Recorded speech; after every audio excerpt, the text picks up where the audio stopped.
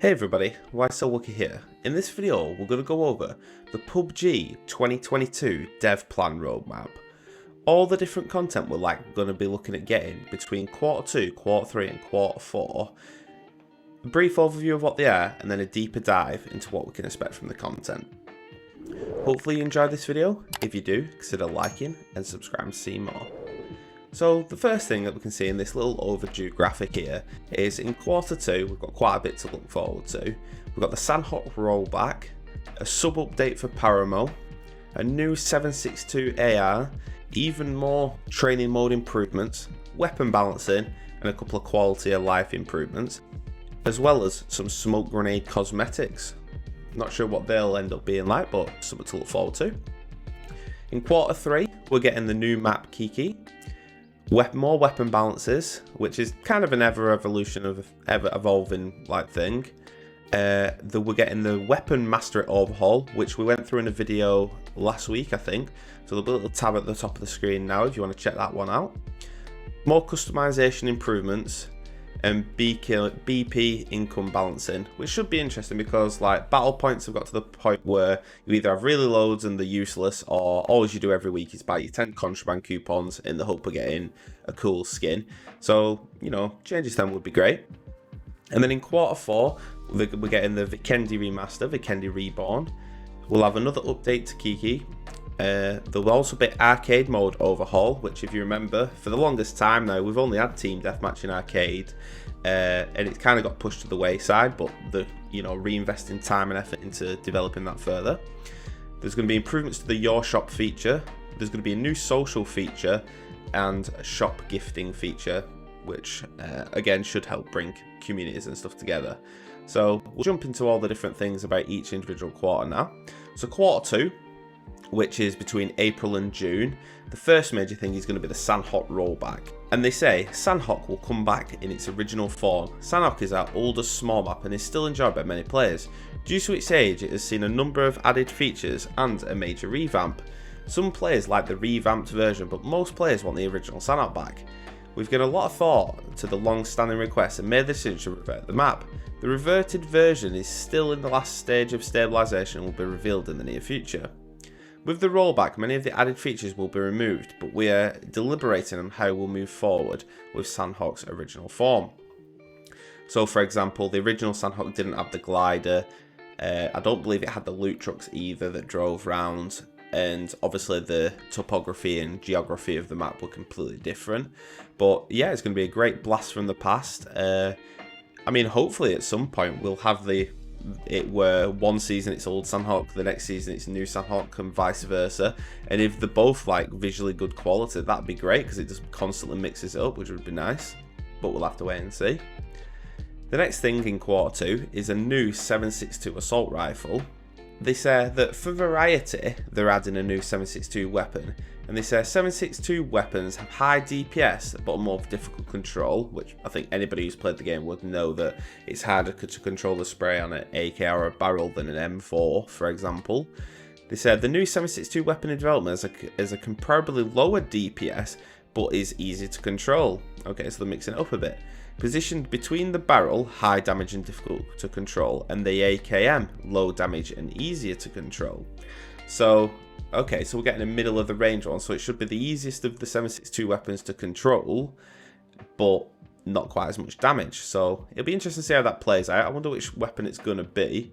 I'm sure some of the more gun enthusiasts out there will be able to try and work it out from the image there, but I'm not over clued up on that myself, so I'll have to look forward to finding that out.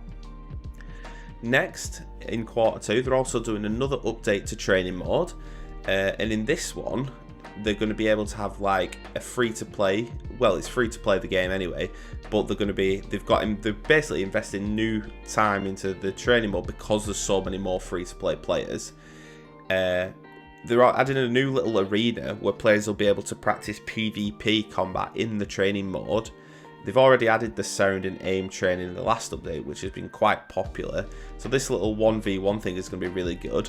They're also adding an update as well where you'll be able to go into training with friends. So if you're practicing your squad ranked play, you'll be able to practice maneuvers and stuff like that, which would be really good. The next thing in Quarter 2 is the Paramore World sub-update, and they say, in PUBG, terrain can be just as important as the right loadout or good aim. We're constantly looking at maps to make sure they are tactically fair and fun. Paramore especially has some overly advantageous areas that we want to look at for balance adjustments. They also say that obviously Paramore's the first one that's going to have some of these changes made, but they also say sub-updates for existing maps such as Miramar and Tegel will also follow. Now it doesn't say whether they're necessarily in Quarter 2, but I imagine they'll probably end up being a sub-update in each of the quarters, so Quarter 2 maybe Paramore, Quarter 3 Miramar, and then Quarter 4 Tegel, which spreads out the updates and the content as well. Next, moving on to Quarter 3, which is slated as between July and September, the first major and most anticipated feature, I imagine, the new map Kiki.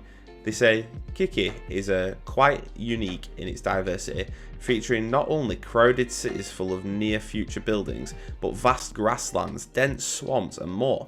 We're pretty excited about this one and we're looking forward to getting it out to you soon. Here's a bit more about Kiki. We've been talking about it since the 2021 dev plan and know many of you have been excited to learn more and eventually get your hands on it. We're happy to announce that it's in development and coming along well, and we plan to be debuting this new 8x8 map in Quarter 3 this year.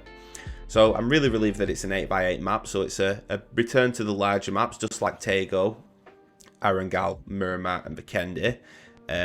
And as we can see on the images here, like this first image in the grasslands with like barns and stuff like that, it kind of looks like a cross between Arangal and Miramar. So like the ridge lines at the top right look much more Miramarish, but the lowlands here looks more Arangalish. So it's kind of like a cross between the two. They say Kiki is a near future city that has been ravaged by the elements. Dangerous storms, powerful floods, and of course the tolls of time have all contributed to the downfall of this once thriving city. Built upon a tamed frontier, the lands of Kiki will still much very belong to nature, with a blend of rocky highlands, floral plains, and dense swamps, with bits of 21st century civilization dotted throughout. It's a battleground unlike anything we've built before, and we're excited to see it inhabited once again. So they mention a couple of things here. They mention dangerous storms and powerful floods. So I'm wondering, might not be there at launch, but on a couple of the different maps like Karakin we have the black zone, on other maps we have the red zone, various different maps have weather effects from fog to rain, etc. I'm wondering if one of Kiki's unique features will be a storm that appears in a certain area, and maybe if you go outside, like there's heavy wind and stuff like that, it might even affect the movement of your character. It should certainly, if they do that, affect how ballistics work and stuff like that. I'm not sure they'll go as far as like tornadoes, but you know, some kind of weather setting that can really affect the gameplay. Seems kind of like the teasing that there to me. At launch, it's going to have some unique traits. There's going to be an airboat, a vehicle that specialises in land and sea traversal. Its amazing utility is balanced out by less than ideal cover for passengers, so you probably just sat on the top of it, kind of like in the buggy. There's going to be ascenders. While at special areas of the map, players can use the ascender to quickly ascend or descend great distances. So basically, when you're in the city and there's those big skyscrapers, that's going to be how you traverse up and down really quickly without running up and down a million flights of stairs when the blue zone's coming in. And then additional features. After releasing Kiki, we'll continue to add content exclusive to maps such as new weapons and vehicles. And I think that's probably when we'd see that weather mode if they were to do that. Also in Quarter 3 is the Weapon Mastery overhaul. We did go through this in quite a bit of detail the other day, so I'll leave a tag to the video at the top right now. But basically, the general gist of it is, when you get a gun to level 100, currently there's nothing more you can do with that gun. Whereas with this new system, you'll be able to level it up again, start at level 1, but it'll have an expert rank on it. And through doing this, you get unique weapon nameplates and additional rewards, and you can keep leveling up until like it'll just be expert level 3, 4, 5, 6, 7, however far they decide to let it go. It might even be unlimited. So if you come across a guy and he's just greased you with an AK, and you see in the thing that he was, you know, level 6, it's AK level 100, expert 16, you're gonna know that he's put in a few hours with that gun. So it'll be really good, and new ways to unlock things is always a boon to the game as well. Quarter 4, which is slated as October to December. The first major feature in that quarter is the Vikendi Reborn, which to say, being one of the more visually unique battlegrounds, Vikendi still has room for additional implementation of new features and areas for more core gameplay moments. Therefore, we're planning a grand remake towards the end of the year. Although Vikendi provides unique visuals, it has room for improvement in terms of its gameplay, and they're well aware of that, and that's the reason they made this decision. That's pretty much all they say about that, so I'm excited to see what they do about that. When Vikendi is in the rotation, pretty much we always drop Dinoland as our squad. I really like Dinoland. Dinosaurs are cool. When they do the remake, I hope Dinoland doesn't suffer. If anything, bigger, better, more badass with Dinoland. Maybe even moving Dinolands and like those arcade stalls at theme parks where you can shoot the little targets, little dinosaurs moving and stuff like that. That'd be class. But I'm not sure everybody likes Dinoland, but I surely do. So hopefully it gets a really nice update.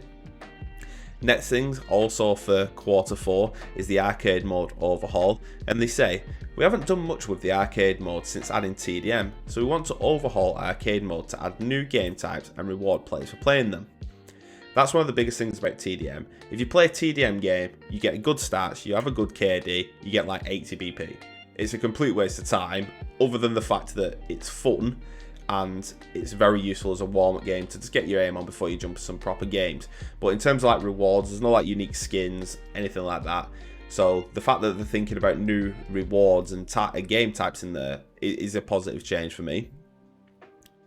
They say no new mod has been added to arcade mode since TDM. Developing content simultaneously and running labs to test modes and features have taken our attention away from the arcade mode. In the second half of the year, we plan to overhaul arcade mode to add more game types and add a new reward system for players who enjoy playing arcade, which is great. And then they just round off the article there by saying that everything they've gone through here isn't an all-inclusive list of every new feature that's coming to the game. They're just main bullet points on the roadmap to build up a bit of hype for this year on PUBG. Obviously, I imagine we're in Survivor Pass Punk Wave at the minute. I imagine there's going to be many more Survivor Passes and stuff throughout the year. They're just not going to mention them all now because near enough every major season there should be a Survivor Pass really. But yeah, major updates. Really looking forward to the new map when that comes out. Rollback of Sanhok will be great, and pray to God that they keep Dinoland awesome. Hope you enjoyed this video and the look at the roadmap for 2022 in PUBG.